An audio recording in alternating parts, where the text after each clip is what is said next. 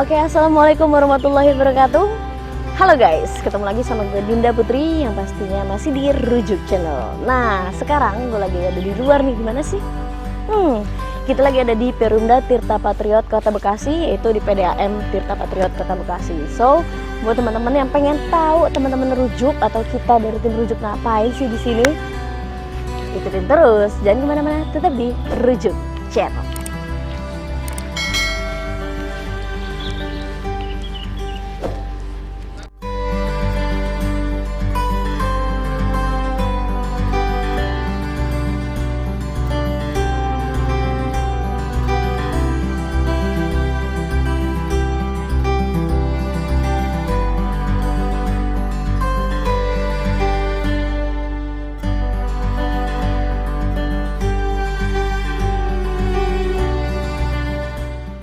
Oke, kawan Rujuk semuanya, sesuai dengan janji Dinda tadi di luar, hari ini kita bakalan ngobrol-ngobrol sama Direktur Utama dari Perumda Tirta Patriot Kota Bekasi. Siapa sih kira-kira orangnya? Penasaran kan? So, jangan kemana-mana, sebentar lagi kita bakal ngobrol langsung. Dan karena orang udah ada di sebelah saya, langsung aja kita sapa. Yuk. Assalamualaikum warahmatullahi wabarakatuh. Waalaikumsalam warahmatullahi wabarakatuh. Saya sedang berhadapan dengan Bapak Solihat, betul? Ya, Iya, saya betul. Solihat. Bapak, kalau boleh tahu kabarnya hari ini aman? Alhamdulillah, baik. Kerjaan udah beres semua? Beres sih belum, on progress aja, jalan terus ngalir. Wih, ini nyantai Bapak orangnya ya? Lebih kayak fleksibel kayaknya, kayak gitu. Alhamdulillah ya, kayak gitu. Saya dari timnya tadi, saya udah sempat ngobrol juga di depan, timnya lebih nyantai, punya atasan kayak Bapak. Mungkin lebih bersahabat kayaknya. Ya, salah satu manajemen itu salah satunya bagaimana kita bisa mendekatkan diri ke mereka. Ya kalau dengan kaku, ya kadang-kadang kapan ya, kayak lepas tarik gitu. Kapan harus ngegas, kapan harus ngerem kan kita mesti tahu. Wih, betul. Bukan kayak supir akap ya Pak ya? Bukan. Dia lupa narik rem tangan dia. Nah Pak, bicara soal jadi sahabat atau kapan ngegas, kapan ngerem, kapan ngegas, ini kan Bapak harus mimpin banyak orang kayaknya. Kalau saya boleh tahu, sampai dengan saat ini nih Pak, termasuk dengan unit yang ada di Perumda ini, Perumda Tirta Patriot ini, ada berapa total karyawan Pak, kurang lebih Pak? Sampai hari ini kita sudah memiliki karyawan 235 orang. Waduh, itu semuanya dirangkul tuh Pak? Ya harus dong. Iya benar. Ya harus. Susah nggak Pak? Dibilang susah ya pasti, tapi memang kan ada seninya. Betul. Iya kan, ada seninya lah. Bagaimana caranya kita bisa mendekatkan diri, bagaimana mendeliver tugas, bagaimana memantau, bagaimana mengkoordinasikan kan. Itu seninya di situ. Nah, bicara masalah tugas, maksudnya kalau bicara tugas kan harus profesional. Terus juga harus ada kayak nilai-nilai kedisiplinan dan kebaikan-kebaikan di lingkungan kerja. Itu trik-trik apa sih yang Bapak turunkan kepada pegawai-pegawai atau staf Bapak itu sendiri, misalkan kayak dari kedisiplinan yang biasa Bapak lakuin kepada mereka itu apa tuh Pak, misalnya? Ini sebuah instansi atau sebuah perusahaan, SOTK-nya jelas, job description mereka jelas. Tinggal bagaimana kita bisa tadi melakukan pendekatan supaya tugas mereka bisa berjalan dengan baik. Tentunya kita guidance, kita nge-push, ngedorong, kemudian kita pantau. Nah, harus ada satu kuncinya adalah bagaimana bisa melakukan pendekatan apa yang kita sudah canangkan bersama itu bisa diterima sama mereka, bisa dimengerti, kemudian bisa ditindaklanjuti. Itu yang paling penting. Iya. Itu yang paling penting kuncinya. Karena maksudnya kalau saya pribadi kan juga pernah jadi karyawan nih Pak, kalau bicara kita masalah pribadi. Biasanya sih kalau yang atasan benar-benar yang jarang berinteraksi langsung dengan karyawan, agak cuma taunya job desk aja seperti itu. Nah, di situ kuncinya. Salah satunya yang saya terapkan di sini, selain secara formal di ruang-ruang tertentu, di forum rapat, personal approach itu penting. Jadi kadang-kadang apalagi di PDAM banyak persoalan yang kadang-kadang nggak cuma tuntas di atas meja. Ada juga yang harus kita obrolin di warung, ada juga yang kita obrolin di pinggir kali. Ada juga nongkrong juga di warung. Ya kadang-kadang kan gitu. Itu dalam rangka tadi. Karena kalau enggak kita simbolis gitu kan, kita simbolik duduk di meja jaim gitu. Ya itu kayaknya hari gini udah bukan waktunya. Wis. Berarti sesuai dengan prediksi saya tadi ya, Bapak fleksibel orangnya ya. Nah, kalau berarti itu soal kedisiplinan lebih kayak ya memang apa yang Bapak turunkan kepada staf-staf Bapak itu lebih bersahabat, lebih kayak ya udah anggap teman tapi tahu waktu, seperti itu maksudnya, kayak gitu. Kalau bicara soal fasilitas kantor, pernah ada keluhan nggak sih Pak kalau dari staf Bapak sendiri terkait fasilitas kantor selama Bapak menjabat? Fasilitas buat siapa? Fasilitas buat rekan? Semua, iya rekan kerja. Oh pasti, semuanya. pasti. Kita ini kan baru berumur berapa tahun ya? 13-14 tahun lah. Bahkan perundanya baru berumur hampir 1 tahun. Dari PDAM, karena ada PP 54 kita beralih status badan hukum kita itu di bulan Januari.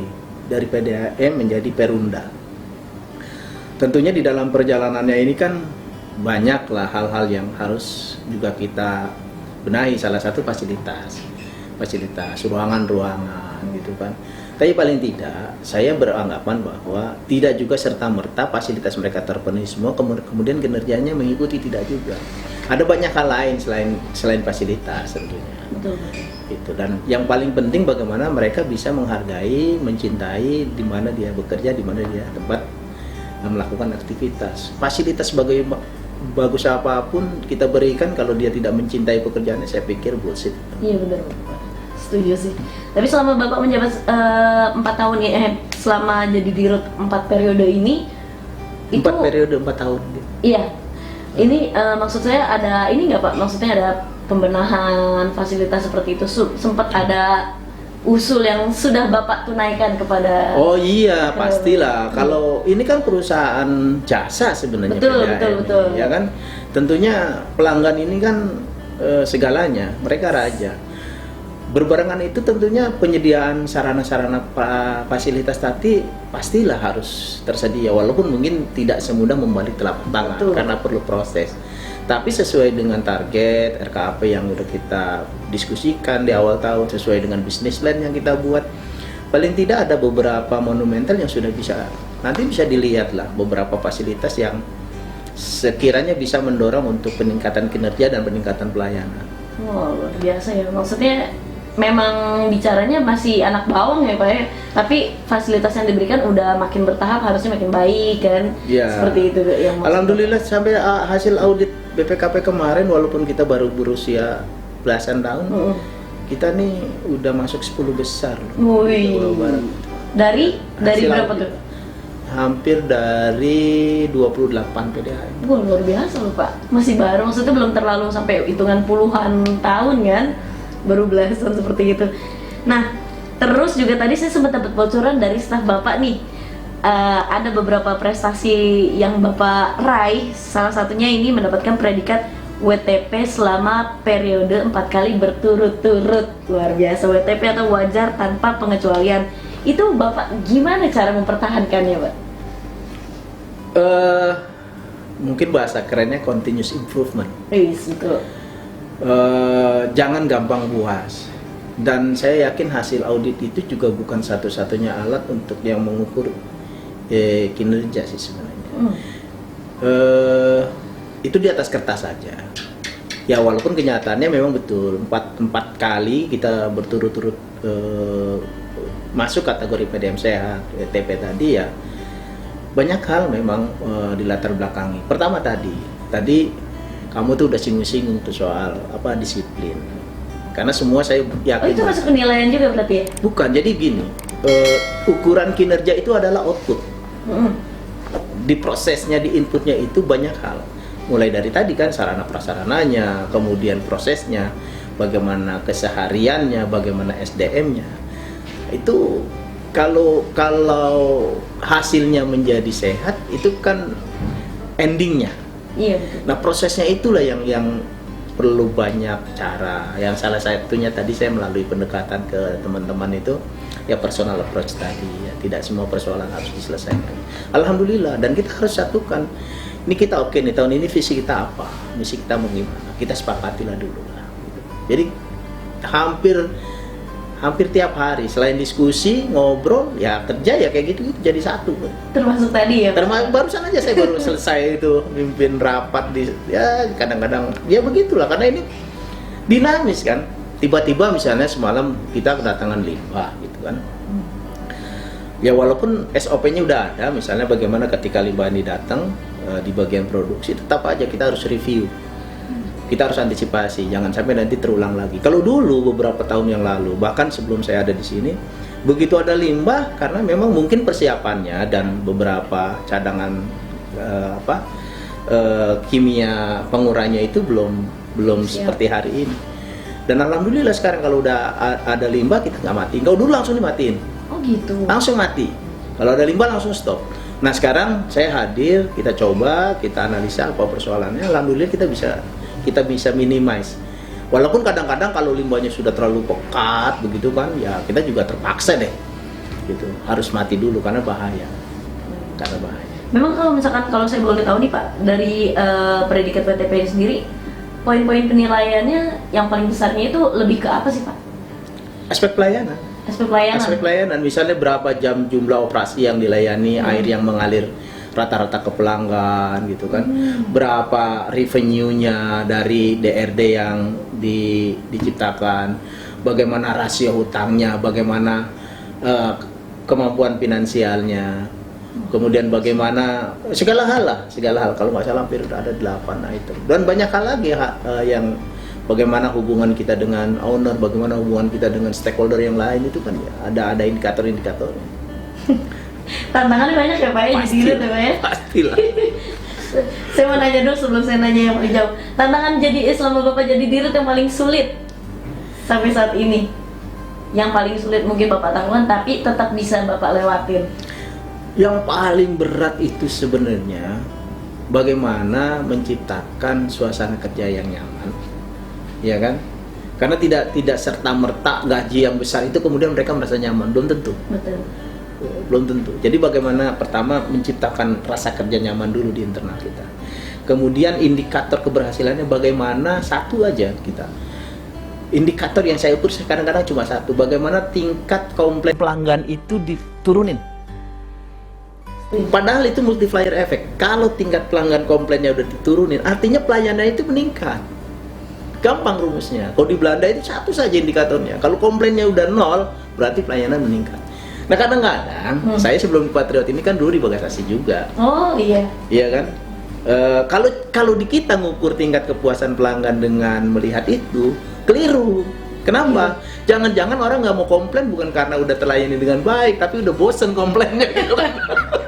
Karena nggak dilayani. Karena nggak dilayani. Gitu. Bisa. Tapi sejauh ini berarti yang Bapak hadapi adalah yang Bapak tekankan tantangan paling sulit komplain itu. Bukan. Tantangan paling sulit hari ini yang sedang kita hadapi. Kita bagaimana mencapai RKAP. Nah, pencapaian RKAP itu kan ada kita mencari sambungan langganan. Sambungan langganan ini nggak gampang di Patriot. Kenapa? Sebagian besar di wilayah pelayanannya itu ada pipa Bagasasi. Iya, betul. Nah, jadi kadang-kadang ada zona-zona yang sudah jenuh untuk bisa cari sambungan langganan. Ada lagi, misalnya persoalan kita B2B nih di Jatisari di sana, kita B2B dengan pihak ketiga, BOT 200 liter per detik. Dibayar dari serapan hasil pembayaran jual airnya. Nah, di sana juga ada banyak kendala. Air bawah tanahnya yang masih bagus gitu kan. Kemudian infrastruktur pendukungnya, jaringan distribusi utamanya belum merata, retikulasinya belum banyak. Walaupun sekarang alhamdulillah udah semenjak saya masuk itu mulai jalan dan hari ini sudah ada 4.300-an sambungan langganan di sana. Luar biasa. Gitu. Walaupun mungkin dari sisi pembayaran ini kita masih sedikit tertatih-tatih, tapi masih kita bisa atasi dari pendapatan existing yang lain. Gitu.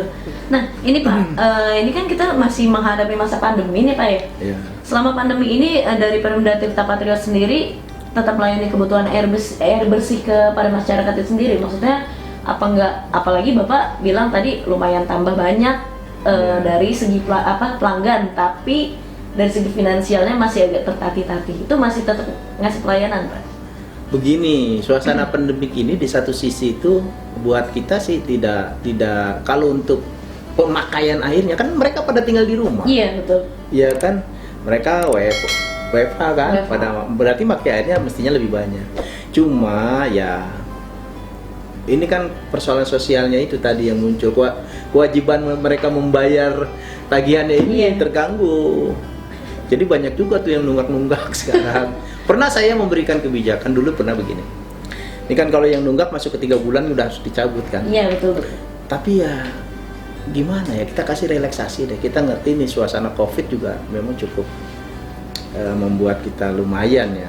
Tapi air yang kita distribusikan itu naik. Naik, cuma mereka bayarnya itu akhirnya ada yang 4 bulan, ada yang 5 bulan baru kita.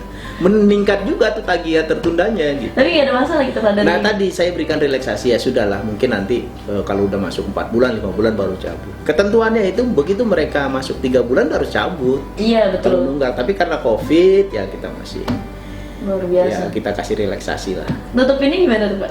Nutupinnya subsidi silang. Subsidi silang, iya betul.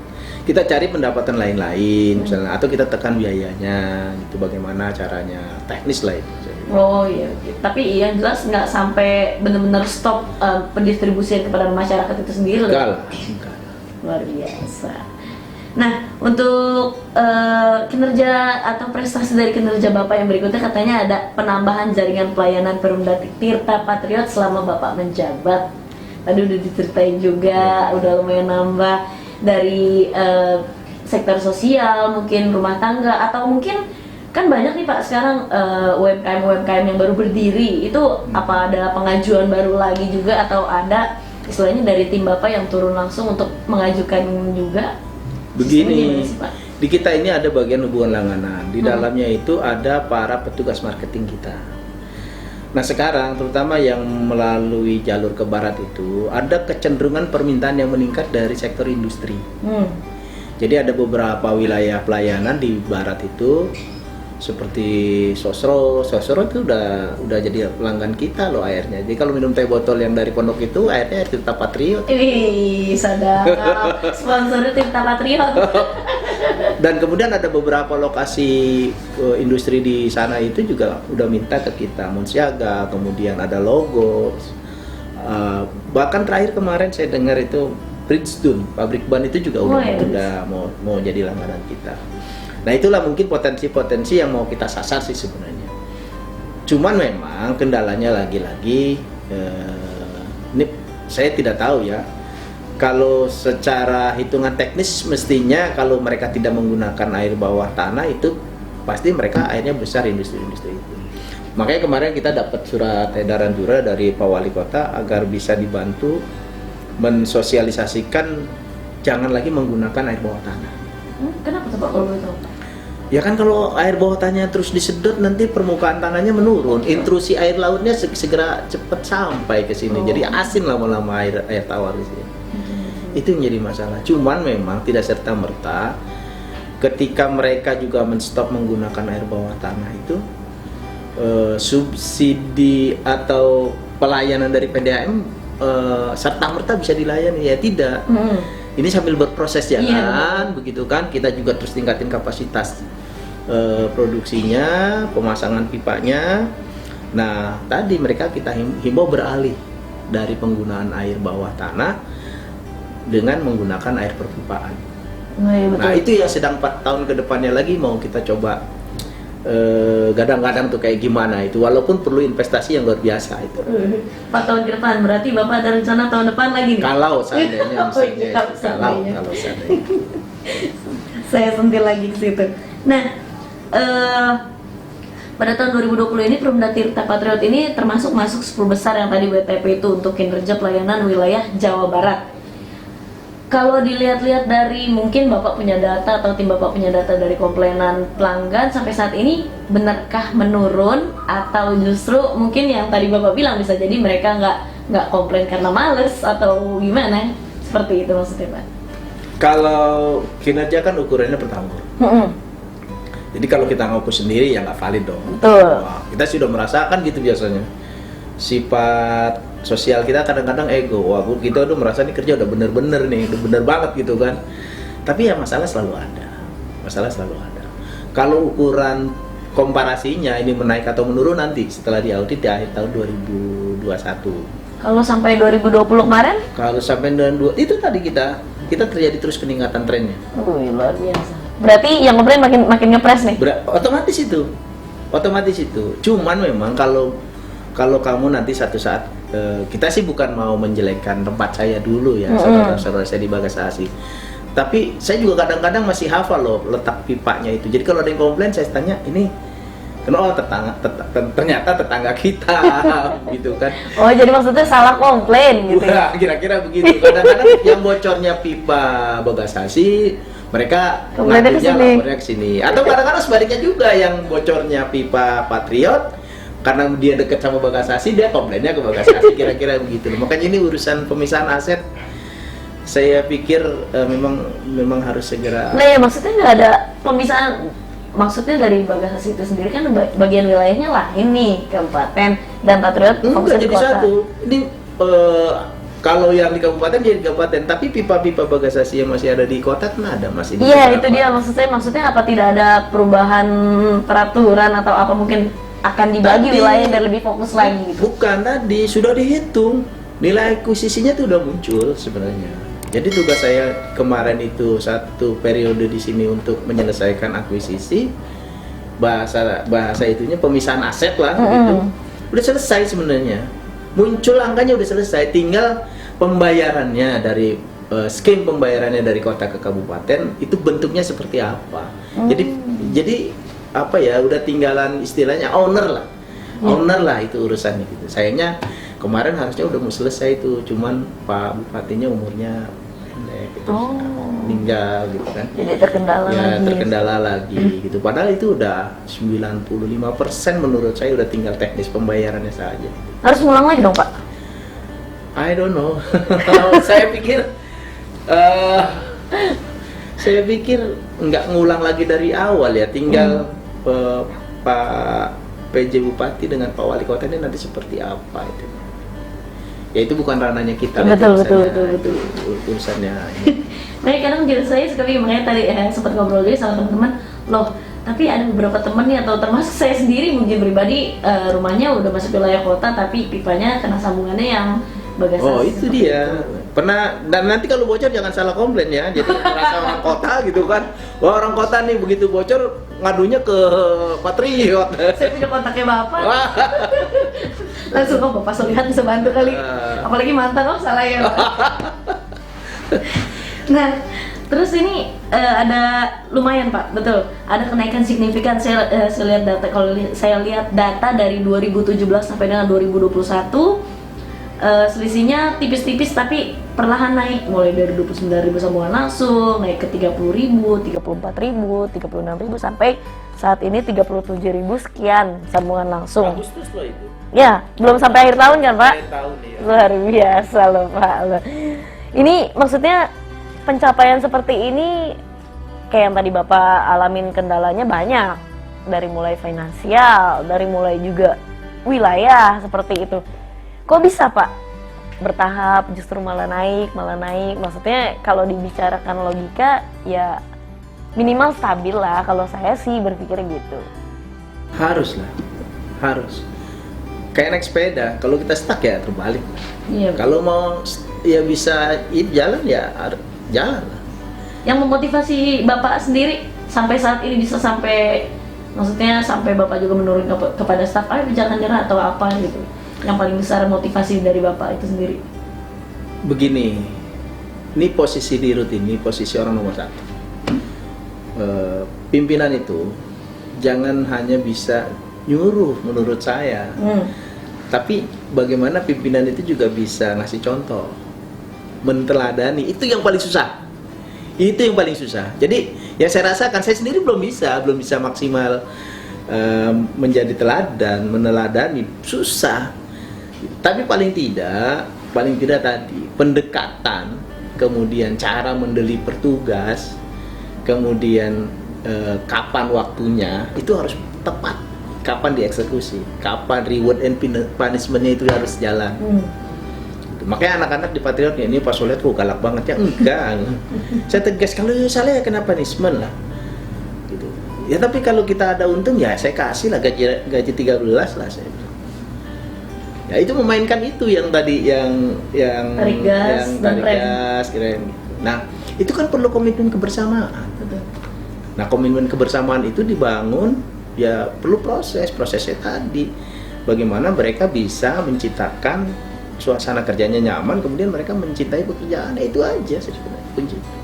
Kalau dari keluarga Bapak sendiri atau dari internal diri Bapak sendiri untuk memotivasi, kayaknya gue sebagai, atau kalau bahasa gaulnya, gue sebagai direktur utama harus ngelakuin ini nih biar mereka lebih semangat lagi seperti itu. Oh pasti. Itu motivasi terbesar Bapak saat ini siapa atau apa? Ada nggak kira-kira? Pastilah. Pertama ya, saya bukan primordial. Ini kampung saya harus dikasih. Oh iya, kan siapa ya? Saya kan orang lahir di sini. Saya harus berbuat sesuatu buat itu dulu lah. Terus yang kedua, kalau udah begitu, kalau misalnya nanti ini, saya kadang-kadang pikiran jangan malu-maluin nih. Banyak orang yang nyebut dulu tuh saya sebagai putra daerah, udah bukan waktunya lagi sekarang kan. Apalagi hari gini udah tahun gini gitu kan, medsos sudah kemana-mana. Tapi kalau saya berpikir terbalik, lalunya orang sini aja nggak bisa berbuat apa-apa gitu. Itu motivasi saya yang paling besar. Terus yang kedua, orang kalau cuma sekedar pengen jadi dirut gampang, tapi kan perlu latar belakang, perlu pendidikan, perlu sejarah, perlu proses itu kan. Tapi ada lagi satu yang paling penting, perlu motivasi. Nah, motivasinya kebetulan saya ini memang dari karyawan dulu ya, dari staf. Jadi orang PDAM. Saya nikmati prosesnya. Kebetulan saya salah seorang staf di Tirta Bagasasi yang punya nasib lebih baik kali ya, dengan rangkaian waktu yang cepat saya posisinya udah di atas gitu. Rasa sense of belonging tadi, rasa memiliki itu kadang-kadang yang merasa harus kita pupuk. Kalau enggak itu, kayaknya tanggung jawab itu gitu aja berlalu. Tapi kalau kita sudah memiliki rasa memiliki yang tinggi, kemudian kita sadar kita bekerja di tempat pelayanan, itu ngikutin tuh. Yang paling ketiga, yang paling berat, malu sama siapa? Kalau dapat komplain. Oke, Pak, ini kalau saya ngobrol lebih banyak lagi ngulas tentang Bapak mungkin selama di sini, kayaknya bakal habis nih Pak. 2 hari kan yang tadi Bapak bilang di belakang kan. Soalnya bicaranya Bapak nggak lahir yang tiba-tiba langsung di atas, tapi memang menikmati prosesnya yang dari start tadi seperti itu. Sekarang saya tanya, to the point aja. Harapannya Bapak ke depan untuk Perumda Patriot Kota Bekasi ini apa sih? Perumda Tirta Patriot Kota Bekasi ini, harapannya perusahaan ini bisa melayani pelanggan dengan baik, dengan lebih baik. Sesimpel itu? Iya, itu aja. Kuncinya itu aja, melayani dengan lebih baik, udah. Untuk pelayanan yang lebih baik, kira-kira ini kan masa jabatan Bapak mau habis nih katanya tadi Bapak bilang November. Ada kemungkinan lanjut lagi atau gimana? Mungkin dari Bapak sendiri, kalau dari pribadi Bapak sendiri, ada kelanjutan lagi? Kalau lanjut enggaknya kan bukan saya yang nentuin ya. Kalau dari saya sendiri sih banyak pertimbangan. Pertama, saya melihat ini potensi perusahaan ini grow up di ke depan, banyak tantangan. Apalagi kalau orang pinter bilang pakai analisa SWOT tuh, banyak tantangannya. Tapi banyak juga peluangnya. Beberapa program tingkat nasional yang harus juga disambut, misalnya Spam Regional 1, kemudian ada Spam Juanda. Itu sebenarnya kalau di manage nanti ke depannya, ke pelayanan air bersih di Kota Bekasi ini selesai. Walaupun tidak sesederhana itu, tentunya baik dari stakeholder, mulai dari pemerintah, owner, sampai ke kita nih, para operatornya, membuat satu blueprint bagaimana pelayanan melalui air perpipaan itu tadi bisa kita gelar. Nah, itu memang membutuhkan investasi yang cukup besar. Ya, kalau bicara solusinya ya beberapa skim memang sudah kita laksanakan dan itu sudah kita kerjakan bertahap, sudah kita mulai. Misalnya bagaimana infrastruktur terutama di jaringan perpipaan di JDU itu, jaringan distribusi utamanya itu bisa kita pasang. Lagi-lagi persoalan finansial menjadi kendala, tapi memang dengan beralihnya PDAM ke Perumda itu diberikan keleluasaan yang lebih untuk bisa bekerja sama dengan pihak ketiga misalnya. Tidak hanya bisa mengandalkan minta penyertaan modal semata misalnya begitu. Kemudian bagaimana bisa meningkatkan revenue yang lebih baik sehingga investasi melalui perusahaannya sendiri bisa berjalan. Jadi tepat ya Pak. Walaupun iya betul, banyaklah skemnya, walaupun mungkin kendala selalu pasti ada lah, itu udah biasa. Hidup kan ya begitu kan, memang tantangannya di situ. Luar biasa. Dan sebelum saya mau minta mungkin antar Bapak atau staf Bapak untuk keliling-keliling nih, mau tahu sarana dan prasarana yang ada di sini. Kalau seandainya ini kan udah dilihat dari tadi Bapak bilang growth dan segala macam, dilihat juga dari prestasi kinerja Bapak 4 kali berturut-turut. Misal Bapak kepilih lagi, mau Pak? Mau? Sepanjang saya masih diamanahkan, insya Allah saya siap. Wih, alhamdulillah. Insya Allah siap. Berarti staf udah tahu ya jawaban Bapak ya? Mau? Oh, mereka nanya-nanya juga? Enggak, ini saya yang nanya. Enggak begini, itu kan amanah. Kalau diamanahkan lagi. Tapi kan ya tadi kan, kalau buat kita sih, ya saya kadang-kadang berpikir juga, ini usia saya baru 53 loh, gitu kan. Sepanjang saya masih bisa berbuat sesuatu untuk perusahaan, mengapa tidak? Sepanjang tadi masih diamanahkan. Kalaupun misalnya tidak, kan masih banyak hal yang harus kita lakukan sebenarnya. Berarti intinya masih mau lah ya Pak kalau lu mancing-mancing mulu. Oke teman-teman rujuk semuanya, habis ini kita bakal keliling. Mungkin Bapak Dirut mau ngajak saya keliling-keliling atau nanti ada staff yang bakal temenin saya? Where do you want to go? Udah siap kemanapun pokoknya Bapak ya. Itu dia kalau rujuk, kita udah ngobrol tipis-tipis dan nggak berasa nih sama Bapak Dirut dari Perumda Tirta Patriot Kota Bekasi, yaitu Bapak Solihat, yang udah 4 kali berturut-turut ngedapetin reward luar biasa loh kantornya. So, jangan lupa buat teman-teman yang udah nonton videonya kali ini, kalau suka diklik like, kalau bermanfaat juga boleh share. Kalau ada yang mau ditanyakan langsung di komen di bawah sini aja. Dinda Putri pamit. Wassalamualaikum warahmatullahi wabarakatuh.